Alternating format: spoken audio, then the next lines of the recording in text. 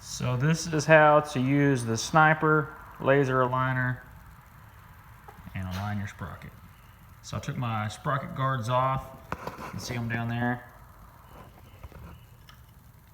Simply just slide it on the sprocket, and it's activated by pulling that little brass ball up. Put this on the outside, on the flat, on your sprocket, and as you can see, mine has slid. I had it adjusted about a month ago, but all things being what they are, it moved. It's a lot. So I've been running that much out of line. So I'll slide my sprocket hub over that way to be directly in the center of my clutch sprocket there. Cool. So this is what it's supposed to look like.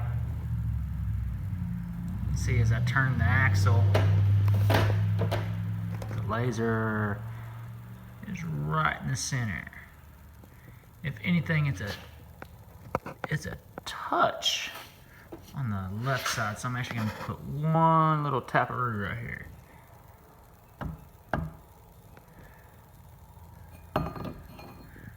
Roll it down. No, actually, I think we're pretty good. Switch hands here.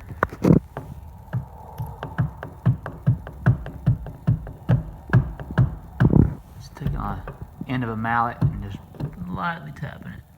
I think that's it.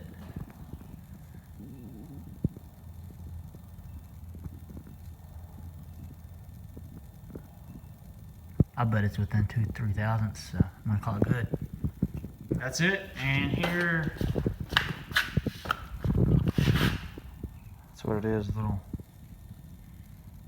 sniper laser liner off of, I think I got that off a comment, but you guys know what it is if you have one or you're looking to buy one.